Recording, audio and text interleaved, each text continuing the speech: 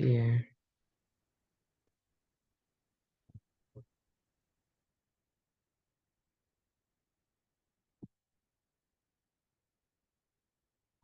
Here in Georgia, more and more jobs are being filled by incarcerated people who are not paid to do them.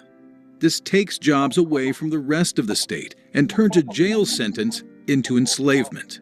Let's look at what's happening. The 13th Amendment makes slavery illegal, except as a punishment for crime. This means that it's legal for prisons to make money by forcing incarcerated people to work for free and outsourcing that labor to different companies.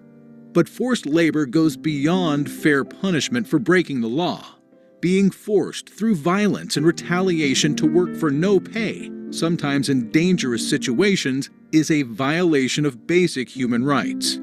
Incarcerated workers are excluded from basic workplace protections, so they can be sent with minimal training to work in unsafe conditions without protective gear that would be standard in other workplaces. Corrections departments and local governments market enslavement as a benefit to taxpayers. In fact, it's a detriment to taxpayers and job seekers who were denied those same jobs and left unemployed. And many of the companies that use slave labor won't hire employees with a criminal record. So you could do a job for years for free and then not get hired to do it for a paycheck. Because it's so hard to find a job, formerly incarcerated people are often forced to rely on public benefits that taxpayers pay for. We all deserve to be treated with dignity and paid a fair wage for our work, whether we're incarcerated or not. The good news is the people have the power to change Georgia's constitution and make modern-day slavery illegal. Call your legislators, visit our website, and share this video with a friend. Together, we can end slavery in Georgia.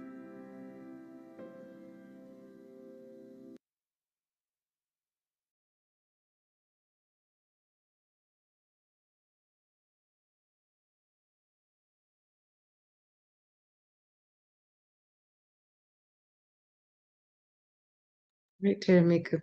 All right. Hello, everybody. Welcome, welcome, welcome. So, hello, I'm Taramika. I am a member of All of Us or None of Georgia and the facilitator of our monthly virtual support group for families who have loved ones that are incarcerated, which you will learn about later. We hope you enjoyed our 2-minute campaign launch video to get you more context on why we are here tonight. Thank you for joining us for this pre-labor event to educate, engage, and ignite you about labor that is very visible but ignored, minimized, and exploited for profit. The labor of incarcerated individuals. We are a chapter of the All of Us or None, a grassroots organizing project of legal services for prisoners with children, a civil and human rights organization fighting for the rights of formerly and currently incarcerated people and our families. We are fighting against the discrimination that people face every day because of an arrest or a conviction. History. The goal of All of Us or None is to strengthen the voices of people mostly affected by mass incarceration and the growth of the prison industrial complex. Through our grassroots organizing, we are building a powerful political movement to win full restoration of our human and civil rights. We are also a member of the Abolish Bondage Collectively Coalition, a grassroots campaign organized and led by All of Us or None and Legal Services for Prisoners with Children, working to eradicate structural racism and erase vestiges of slavery. Membership is free and open to all of us, all who align with our mission and activities. You can learn more about the national organization or our chapter, ABC, and membership at the links that will be dropped in the chat. Before we proceed, I would like to remind you of a few housekeeping. Please keep yourself on mute if you don't mind. If you are not speaking and your cameras are off, If there's anything going on in the background that we all should not see. Q&A will take place after both panelists' presentations. However, if you have a question before we get to the Q&A, please drop them in the chat and we will respond to them either in the chat or at the end during Q&A.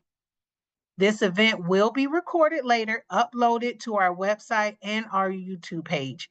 Everyone in attendance will also receive the recording. All chat drops and any presentations the panelists would like to make available.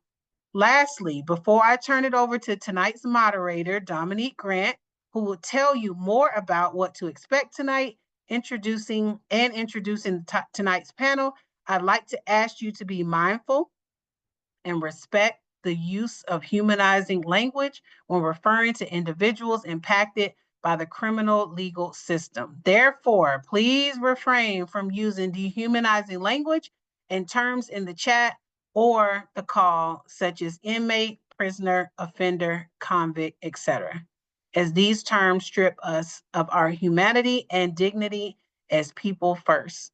Thank you, Dominique. Good evening, everyone. Excuse my voice, or if I sneeze, I'm under the weather or through the weather. But thank you so much, Taramika.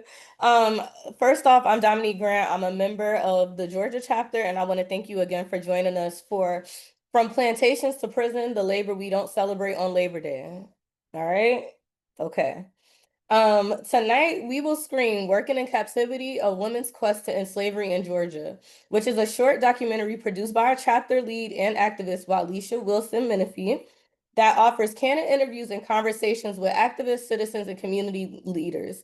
And most of them are formerly incarcerated and were subjected to these conditions in slavery themselves. Throughout Georgia and Alabama, on the issue of modern day slavery and our country's dependency on it, and we're seeing this live action today.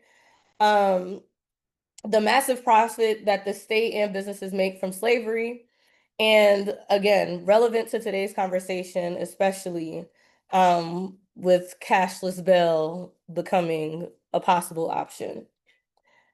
After the screening, we will hear from Lucy Harrell, who was featured in the film and is a Georgia chapter member and founder of the Atlanta Community Support Project, an empowerment organization that works at the intersection of legal access and community empowerment, organizing and resourcing each other with the tools needed to self-advocate and civically engage in prison and after. After Lucy's presentation, we will hear and engage both Walisha and Lucy with a few questions, and then we will take a few questions from you. So if you have anything that you need to get off your chest right then and there, please drop it in the chat. And as Taramika said earlier, we'll answer your questions, but if there's anything pertaining specifically to our panelists, it'll be answered after. Now for the next 14 minutes, I hope you enjoy Working in Captivity, A Woman's Quest to End Slavery in Georgia.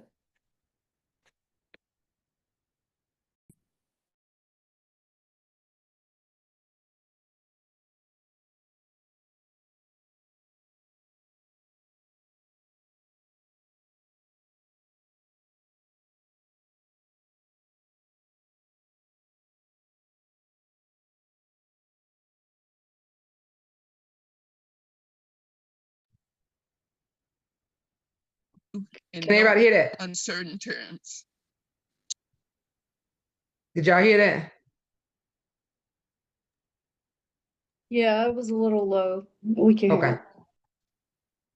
Let me turn it up a little bit.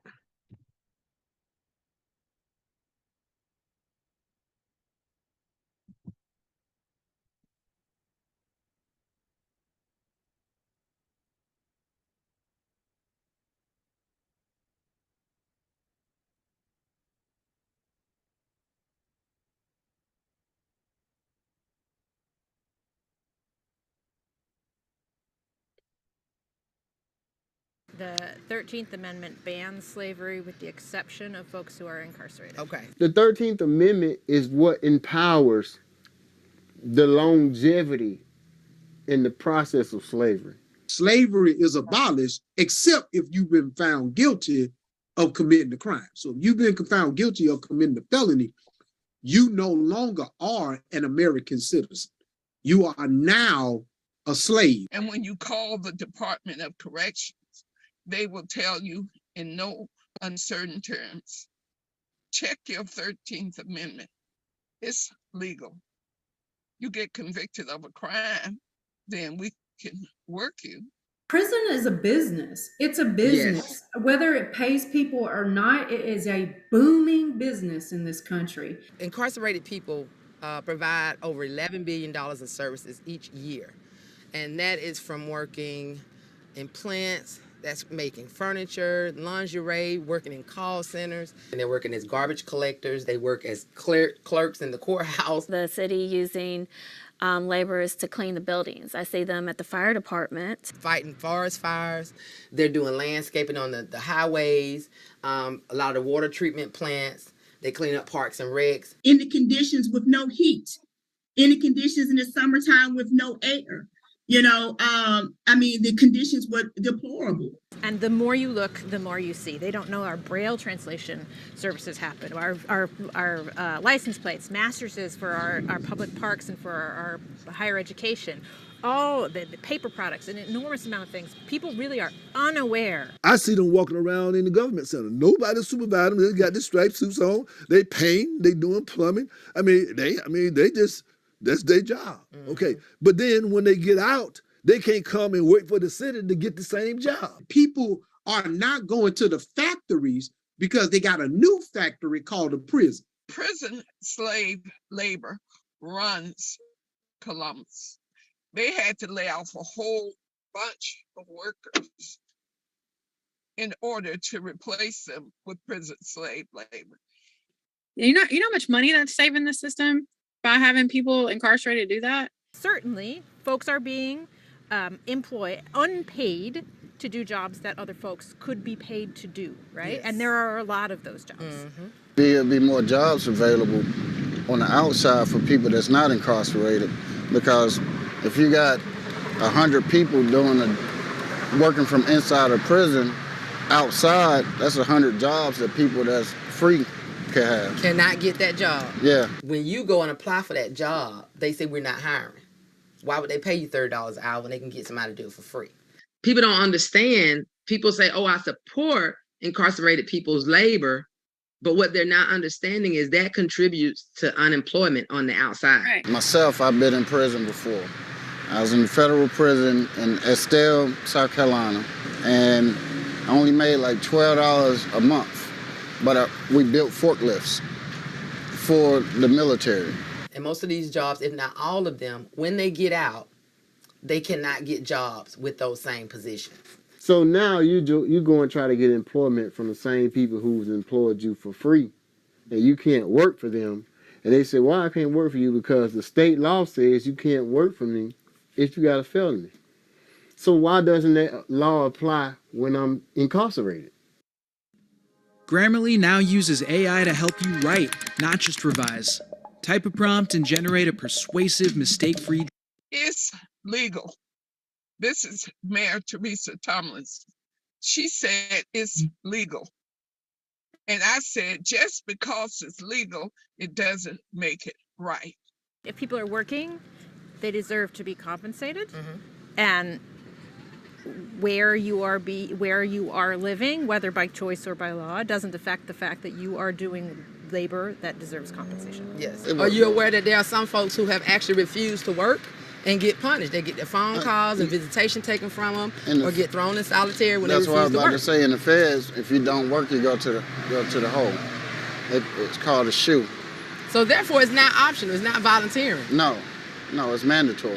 So when you're made to work for free, that is slavery. Why is it so sensitive when we hear terms like slavery and don't correlate that with incarcerated people?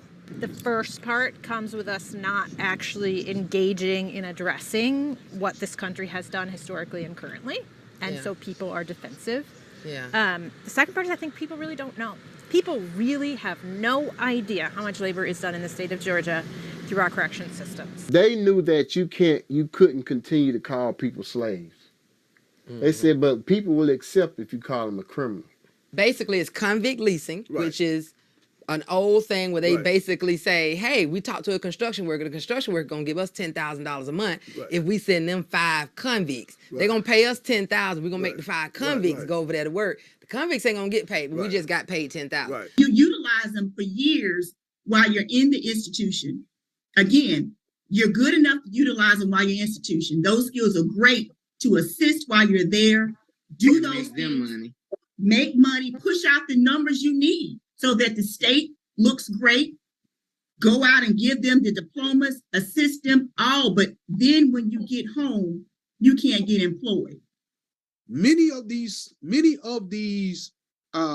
towns, these townships, these little small Hickville locations would not have booming economies if Black bodies were not taken from the inner city and the bond money being moved from the inner city to these little small hick towns and building the prison and building a new high school and building a new housing and building the shopping plaza and building the economy. The census helps you get parking lots, they help you get accessible, all these different things, and you're telling me you counted me in a county. That's why you see a lot of these prisons in these small, poor counties, rural counties, because that's how they make their money, off your speed tickets and off the prisons. And they're counting those 5,000 people as residents to say, hey, we need more handicapped parking spaces. We need a recreational center. We need this and we need that. You're counting these people. They are counted, But they can't benefit from the fact that, you know, they're able to go to that same park that just got built off of their numbers with their kids. Most of the time when there is refusal on banishing different systems or adding programs, money is the common driver. So what about the money is going on that they're so hard-pressed to not let go of it? They have stuff like that, and they say, we need people at the Civic Center. We just had a flood. We need people to come clean this road up. We had this. Why are they not saying, we need to hire 15 people down here at the Civic Center. We need to pay 20 people to come and do this. Why are they not doing that, and why are they choosing to use incarcerated people? Because it would cost them money instead of making, it would cost them money and not make them money. And the goal is to make money. And the goal has always been to make money. And also, it's always to keep the city in a position of dominance. Here in Columbus, I know trash went from 2 days to 1 day a couple years ago. And last year, the mayor was cited in an interview that he did with the news that the residents were complaining because trash had been backed up and folks were complaining why it wasn't being picked up. And they asked him what was the reason why the trash wasn't being picked up. And he said, well, we don't have enough prisoners, i.e. we got a shortage of slaves. And so I immediately felt like when you say we have a shortage of slaves, the result is we got to figure out what we have to do to get more slaves to get out here to dump more of our trash. When I went to the license plate making factory, what I was told was that folks who were chosen to work this job were chosen because they would be there for a long time. Now, if it's a training job, if it's intended for you to be able to transition to another job, then wouldn't you want folks for whom that transition is going to happen? Wouldn't you want as many folks to be helped as you could? They should be able to just transition right on into that job, because obviously it's a job because they had them doing it. So why couldn't, if I'm doing it right now and I'm getting out in 6 months, why can't I just transition and that's my job when I get out? It's making too much money for it to make sense right now. And the criminal legal system itself is based on a monetary thing. You know, the IRS, Walisha, even has something on their website that makes a notation that just because a person is incarcerated does not exempt them from paying federal taxes, federal income taxes, if they qualify to pay them. And the Department of Education has a notice on their site that lets people know that they don't get an automatic deferment just because they're incarcerated and not making money from paying those student loan payments. So I want people to be full well aware that we have federal regulations that make sure we're still paying on things that we owe on, even while we're in carceral systems, slavery systems in the state that don't allow us to make money. If you took away what the I hate this word, but what the inmates do inside of facilities, That would open up so many doors for so many community members who are without jobs. Once you become a ward or of the state or the feds, there's no way for you to get reintroduced into society as a regular American citizen. They can work you for free because you don't have the rights to defend yourself. You don't. That's why when you get out, you gotta get your right to vote back after a certain time. You gotta get your right to bear arms after a certain time, and that's if Georgia decides to give them to you. They don't come back automatically. Voting rights, right? So some people say, oh, restoration of rights, but there's another step there, right? Why are you losing your rights at all? The people who have lost everything because of incarceration are the people who are the most willing and able to commit to jobs when they come out. Those people can be committing to those jobs when they're inside. The method doesn't match what's actually happening, right? If it were training, we should see the program focused on transition, but that's not what we're seeing. This society had basically created mental health problems in our community.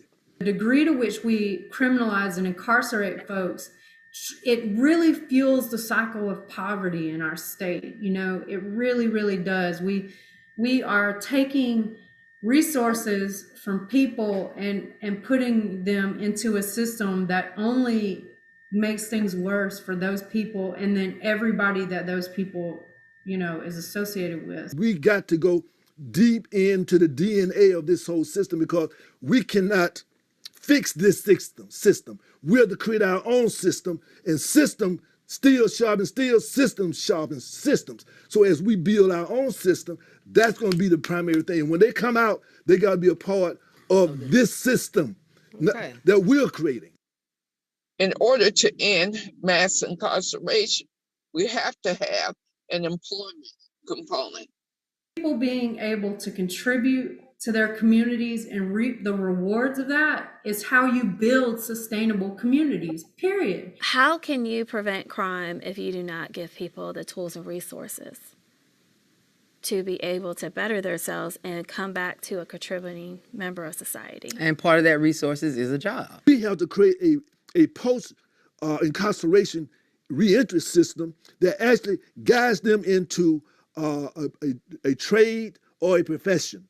To change the charter to allow someone with charges, that's part of it, to change the city ordinances and state laws to allow, you know, people with records to actually work for the government. I mean, they're already working. They're already working for the government. They just ain't getting paid. Why not have different amendments made to keep them working? The more states we get who are willing to say out loud, we don't support slavery here, we are going to change it at the state level, the more push we get for the federal. Common sense says this is why our crime rates are high, this is why our homelessness is high, this is why our communities are the way they are, because we're not giving people what they need to succeed. And when people don't have a job, you're going to continue to have high crime. And to actually train somebody to use somebody under the guise of saying it's for training, and then when they get out because they have a felony, they can't get a job. It's an excuse.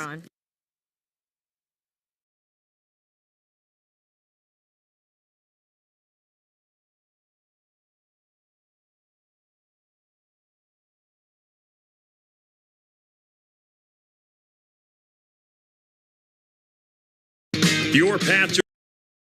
Thank you so much for screening that for us, Walisha, and it's always super empowering to watch that video.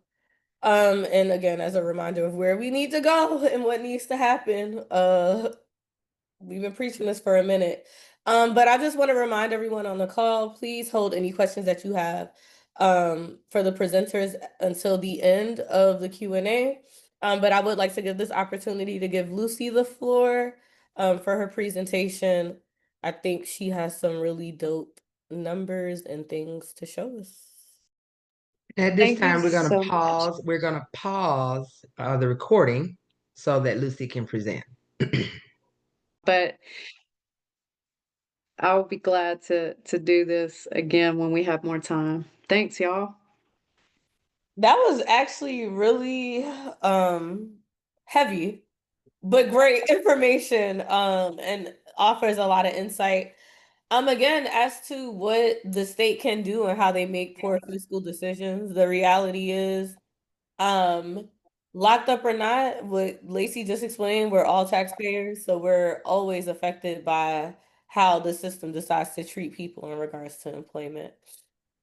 Sorry for sniffling. Excuse me. Uh, so just really quickly, I wanted to give us the opportunity to transition into Q&A. I know we have a few minutes left, and I don't want to keep people all night. So I'm gonna go ahead and start with my questions, if that's okay with y'all. And my first question would be for Walisha.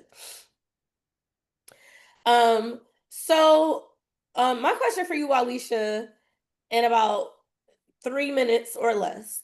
Um, why did you make working in captivity in general? Like, what made you think about that? And then why is the campaign focused on ending slavery as opposed to just paying incarcerated people for the work that they do? You know, our system loves to be like, well, all we got to do, they still inside and they deserve that. So all we got to do is increase their pay a little bit. So why? You know, Well, are you fighting in slavery overall? I think for me, the goal is not about money, and I want to make it very clear that this campaign that all of us in our Georgia chapter is doing is not about getting people paid. For one, you can't trust politicians. For two, I feel that they'll say one thing, and we've seen it here in Atlanta with mayors say they're gonna support one thing, and they turn around and do something else. So they can easily say, yeah, we'll go ahead and start paying people, and what they consider paying is wait. In California, we pay them 19 cents an hour. So why don't we pay people in Georgia $1.20? That's what they consider being paid. So I just think there's too much of a fluctuation. So the best thing is to just end it, period. Now, I think too, also because it needs to be ended primarily for the fact that it is currently being incentivized. I can remember back in the day, and I can remember my grandmama telling me that really small towns and countries used to literally like pray for the gods to get a military base in their town. Right now, people ain't praying for military bases no more. They're praying for prisons to come to their town. And so, because it is incentivized, that now looks that whenever time somebody's doing something, it's not the goal of, yes, we could have given alternative sentencing, or, is it really necessary to lock a woman up who goes into the grocery store who steals some Pampers and a pack of meat to lock her up? No, it's not. When you can give her probation, but most importantly, you can give her what she needs, Pampers and food. But what Georgia does is they lock you up because, again, they're incentivized by profit. So that is the reason why paying people is not going to do any good. It needs to be stopped at the root so that Georgia does recognize that it's not just about it being wrong, that it's rooted in racism and it's rooted in shadow slavery. So that is the reason why we're focusing on ending it as opposed to paying people. Now, am I opposed to people getting paid? I am not. And I do understand that folks in prison, um, just make it clear, not everybody in prison is guilty, but I do understand that prison is a place where you should not have all the benefits that you have on the outside. But that is no reason or excuse why folks in prison aren't paid at least the basis of minimum wage. Because as Lucy has already shown us, you still have to pay student loans, you still have to pay federal taxes. And by golly, you got child support, you have fines and fees. And not to mention, you have somebody watching your children. And your children still need things at home, whether it's school clothes, you need to help somebody pay rent that your children are, or the food that they're eating. So people need to be able to take care of themselves and sustain. And personally, if I was a victim who was owed restitution, I would be highly pissed off that the person who owes me $50,000 is in prison working for 467 hours and only getting $130, and you're taking money out for some ghost account that nobody's even doing anything. But these victims' funds, how is it that they're getting anything? So that's the clear thing. We just want to end it, because when you end something, you let people know that we're not standing for it. Awesome. Thank you. And I just want to be clear, minimum wage is not even living wage. So even if you are locked up and making minimum wage in Georgia, you ain't paying no bills for real. You about, like you mentioned, or like what was mentioned earlier, you about to pay your medical bills. You'll probably make a little decent amount in store and be able to make a couple phone calls, but even with minimum wage. So just on a personal level, that brings in my mind, we need to continue to fight to also increase what the minimum wage is in Georgia. Because even then, say we moved it up to 15 and people who are locked up are getting 750, that would still be a significant increase. I don't support it. I think people who are locked up should get paid exactly what they're getting paid out here because my license plate works just fine. Um, but realistically, we are not being paid livable wages, and we cannot expect someone who is incarcerated to legally support their family and do the things that they need to do to fully rehabilitate themselves to support their family. So I wanted to put that out there. But thank you, Walisha. I love Walisha's opinions because they still offer a little what is it, like some conservatism, and I think people can appreciate that. I know people who think like you. I'm an abolitionist, but I do think that your viewpoint is super helpful and super important. You need to go stand in front of Randy Robertson. Well, thank you. But that's the purpose of sometimes, yes, we may not always agree on things, but I think the end goal is for community safety, but also for the safety of folks inside. I mean, just because people are incarcerated does not mean that you should treat them any kind of way. They should be subjected to working 12 and 14 hours in extreme heat without adequate protection. And folks don't know that. We have people who are working as firefighters, people who are working in sewage. I mean, We got people that's working as firefighters and clearing out California, and John Legend is singing to them on their lunch break while they eating sandwiches and not getting paid. But moldy sandwiches. But we ain't even gonna go there. We gonna move on to the next question because time is running short. But thank you so much, Walisha.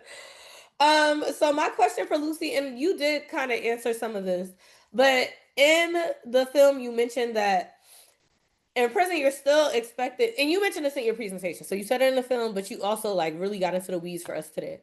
But pretty much people still have to pay taxes, and a lot of people don't know this. So if incarcerated people are expected to pay taxes, child support, like we just talked about, all the regular shit with below minimum wage and no tips, right? um how does that fit into your work with Atlanta Community Support Project, and what are y'all doing to address the needs of poverty? Well, that's a big question. That's a really big question. That yeah, I think so I think in a lot of ways. I think the answer is in several ways, but um the bottom line for our folks inside is that we want people, well, first and foremost, we want people to get out. We want people to be able to get out. We want people to be able to free themselves, and we support them in doing that in whatever ways we can, usually just by organizing with them and getting them resources that they need to brush up on or learn about whatever it is, whatever issue, legal or policy issue they need to help themselves get out. When it comes to working, there are some specific nuanced things that we can and do help people with. And a lot of this is related to my experience and other people on our team and in the ACSP community's experience. Like one of the things, I'll just give you an example, Dominique. One of the things when I was at the TC, I realized that well, there were a couple of things. One, I realized that in the federal government, they classify a state transitional center as a halfway house. So before the re-implementation of Pell, if you were at a state TC, you could get Pell, and you could go into a rehab program if your student loans were in default, and you go through that rehab program for 6 to 9 months, and then all you had to pay was the minimum of, I think, like $5 a month, and you can bring your student loan current no matter what the amount is. And that allowed people to get back into school, to get new student loans to go back to school. The other thing is with the room and board, I didn't go into detail on this, but I have fought room and board tooth and nail. And I think there is a begging question of the potential illegality of the state taking federal dollars for specific prison beds that they also take room and board out of those people's paychecks for. I think that's double dipping. That's my personal opinion. But I think at the transitional center, at least, there's some, I hate to say this, but it's easier for them to legitimize taking out room and board. But also, did you know there's an exception for room and board if you are sending money home for somewhere that you're going to stay when you get out? You're not supposed to be paying it. Wait a minute, repeat that. But guess what? You think the TCs tell people that? No, they Wait. just go ahead and take that third of their paycheck. Repeat that again, Lucy. Say that again. There is a policy, there is a state policy that says if you are paying on somewhere that you are gonna live when you get out, meaning if you are making your little raggedy paycheck at the TC, let's say you're sending that money home to your partner who lives with your kids, and that's where you're gonna be when you get out, and they put that money toward the mortgage, you are not supposed to be having room and board taken out of your paycheck. That's a state policy. So I think when it comes to us, it's just when it comes to Atlanta Community Support Project, it's like, how can we help people advocate those things for themselves? How can we help people fight, get them the resources they need to fight? That's right, they are definitely thieves, to fight for that money that is rightfully theirs, or whatever the case may be. I don't know if that answered your question, but that was just a couple of examples. Oh, it definitely did. Also saddened me because I'm like the whole when you mentioned you brought up a super valid point in regards to the fact that they're charging room and board and taking that out of people's paychecks. One, not informing people, but I do think America has a history of not informing people. So I just started pre-K, and they were telling the parents that the only repercussion if they miss more than 10 days is being kicked out of Georgia pre-K. They never mentioned the tribunal process. So I was in there like, listen, you can go to jail. Okay. So I'm saying that to say I'm glad you brought up the fact that if you're sending money home, that can go towards actually providing and helping your family, because that's what most people are trying to do. So thank you so much for that, Lucy. So I'm gonna jump.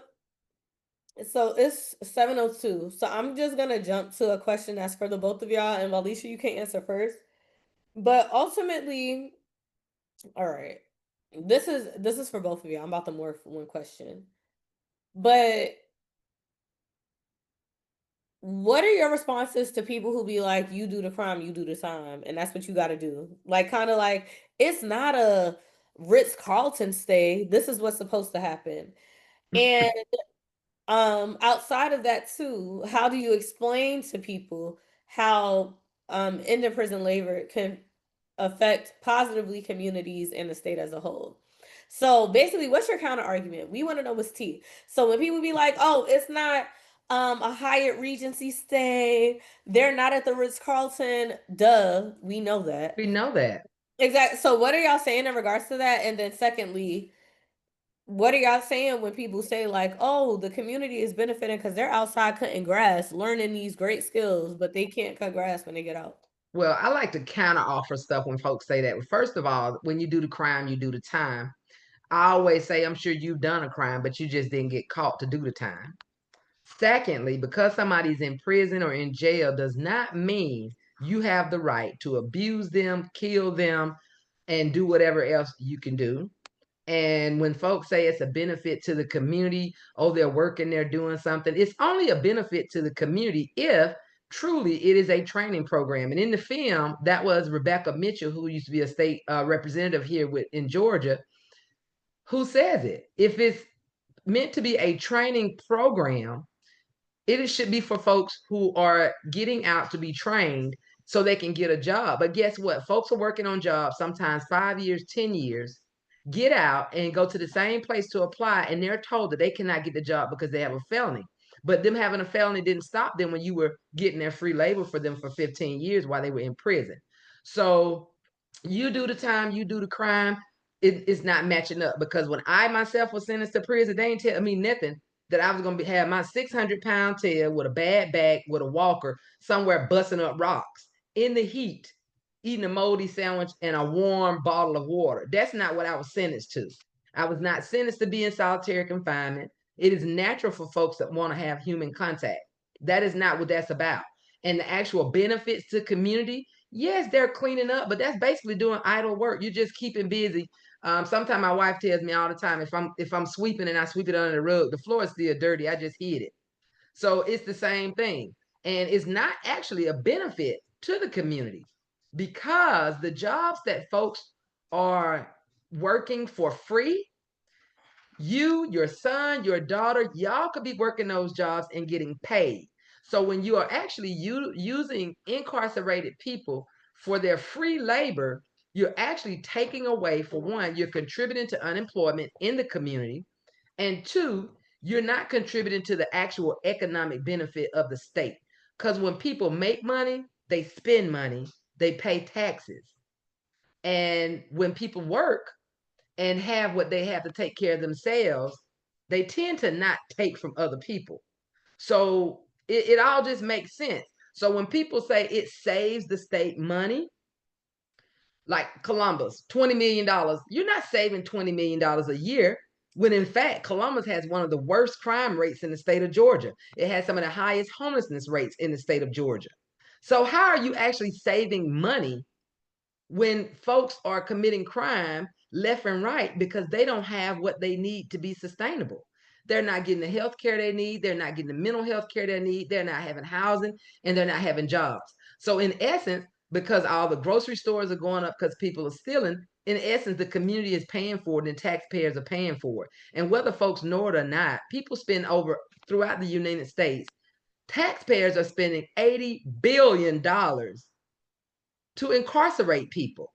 So you're not actually saving anything when you can actually spend a third of that to educate people, to put people in job training programs, to give folks what they need to take care of themselves. That reduces crime, that reduces homelessness. So inevitable, when you invest money, you get a great return on your investment. So I really wish people would stop saying that we save money by using free slave labor. You don't.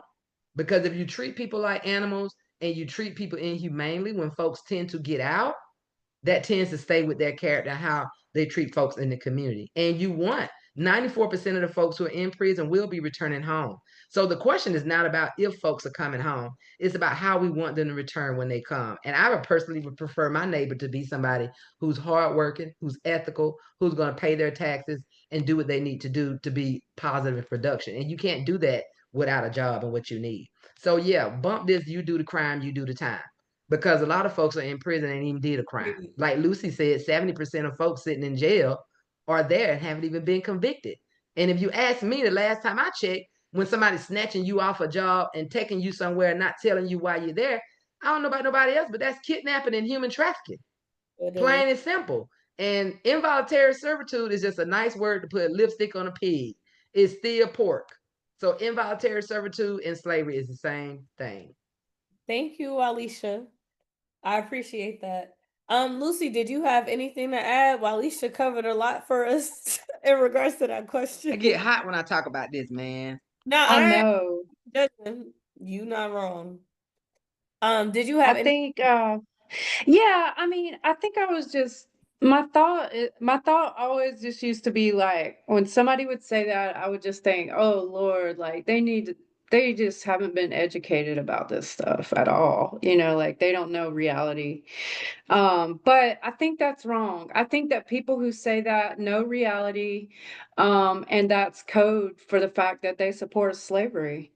I think that they support it, that they understand that it's an industry and that it's not any of the other things because you do the time, you do the crime, you do the time. That's a statement that implies that they believe in retributive justice. And so that means that they don't believe the law is supposed to be a deterrent or like, you know, promote public safety or anything like that. It means that they just believe that we're supposed to enslave and punish people. So it sucks when I hear people saying that because I know that that means that they support that system, you know. But also what I think people don't understand when they say that is that they don't know what that time actually means, you know? I know part of the problem for me was that I was given a sentence, and under all assumptions from all different kinds of court actors, it was assumed that I would parole out at a certain time, whatever under the parole guidelines for Georgia, right? And so when that wasn't happening and that wasn't happening and that wasn't happening, it took a long time for somebody to say, like, oh, even as DAs, even as tough on crime people, when we put people in prison, we expect them to be able to parole out. We expect them to be able to use, to have the other systems over here apply to them. So when people say that you do the crime, you do the time stuff, they're not considering that. They're not considering that 1 year in prison takes 2 years off of our life expectancy. That is not the time that we are supposed to be doing. So there's just, and like Walisha said, all these other things. It doesn't mean that our family is supposed to be doing the time. It doesn't mean that whatever. There's just so much more to it than that. You're absolutely right. As someone that has done the time with their father on multiple occasions, I get it. It's hard. Um, so thank you for answering those questions to both of y'all. I know it's getting late. I'ma just keep it about. Casey, do you have any questions before we get ready to close out? I know everybody else on here is pretty familiar with the work that's being done and pretty comfortable. No, ma'am, I don't. I'm good. Thank you, though. I Man. appreciate y'all sharing this with me. Damn. Um, awesome. Well, thank you for joining us. We really appreciate your participation. I saw you coming from all angles, trying to make sure that you showed support. So I just want to say we, as all of us are none, but me as an individual, who actually knows and loves y'all and is having an emotional week on top of being sick because of knowing and loving y'all. I would love to thank y'all for joining us and sharing your experiences, and we hope that the people that attended learned something new. And even if you feel like you didn't, continue to show up, continue to learn more, because the people that you were with tonight and that shared this evening have phenomenal resources and information that can truly benefit and assure that there is a fight for us to not be enslaved as a people. We're watching it happen on a federal level. We're watching bullshit executive orders being signed. Um, damn, I know the Constitution front to back, but I never thought we'd ever see it dismantled in this regard, which I'm working through my feelings with. But I say that to say that we're grateful for y'all continuing to stand up and understand that this fight is much, much, much um bigger than this. It's needed in Georgia. These are real things. And I just also want y'all to understand the work that y'all do ties into SNAP benefits, Medicaid benefits, how people receive anything once they come out of incarceration, what's counted as hours towards work, how people can get unemployment in the event that they get out, work somewhere 3 years, been working as a slave for 15, how can they get that full unemployment benefit? How can they get those full services? Um, so I just wanted to put that out there. And again, thank you all for joining us tonight. Please join us for our town hall in Columbus on September 27th, where we'll introduce a national organization and talk about under probation and parole. We'd love to see you there, and I'm pretty positive Walisha will make sure that that information gets out to everyone that needs it. Yes. Um, I had a quick call to action. Huh? I had a quick call to action I want to share. Oh yeah, go ahead. Okay, just a few points. So for those who are on the call, I just wanted to know just a few call to actions that this is Labor Day weekend, and a lot of us are going to be off paid enjoying our barbecues, but just let it be mindful that there are going to be folks who are going to be working and not getting paid. So to honor this Labor Day, we want you to be able to call out oppression and exploitation and let companies that profit from slavery know that you will not support slavery with your dollars. So if you see slavery, report slavery by sending your pictures to us so we can post them on our website's Hall of Shame. and we'll make sure we'll send this information to you. And so just put in the subject line, slavery spotted in your city. So you contact your legislator, let them know that not only do you not support exploitation of human beings and their labor, but you do not support contributing to unemployment through the use of incarcerated people. And then share our 2-minute campaign video. A lot of people may not know that this is actually going on in Georgia. Share the film that you all watched tonight and sign our petition. We're about 2 people away from 200. And then request a speaker or to do a screening in your community, not just of my film, but also Paige's film. We have another individual in our chapter who has it as well. And I'm going to go back to the very first slide. These are just some of the businesses that use prison labor. And if we were to say, let's get rid of all prison labor, almost every company in the world, over 4,100 companies, that's over 4,000 companies currently use incarcerated labor. But I would like for you to just commit to taking 2 or 3 of these people. If you normally eat Rice Krispies or Frosted Flakes on Saturday, don't eat it this weekend at all, because that's made by incarcerated people. Land O'Lakes Butter, Pepsi, Sam's Club, Costco, Ballpark, all these folks and 4,000 others benefit and make profit off of our labor. So that is what I would like to ask you, that during this weekend, let's put justice over profits by supporting labor without chains. And if you want this image, I'll create it as a banner. You can put it on your social media pages as your profile page, that I'll be doing. So we are calling for liberation from the slavery and trafficking of human labor of incarcerated people. We are reclaiming the holiday from corporations that profit off forced labors. Dollars and greed should not fuel exploitation. We demand change, or you won't get our change. So that is my call to action. And that's all I got to say about that. Thank you, Wally. I was about to unmute myself, but I just stopped breathing for a little bit. Thank you so much for sharing all of that with us. I want to thank y'all for a wonderful night of again sharing information. I think where we are in the world, this is extremely critical in regards to just how we need to be having these conversations with the people we love. And our family members and loved ones. So with that being said, good night and thank you. There will be Thank you. Let me stop. So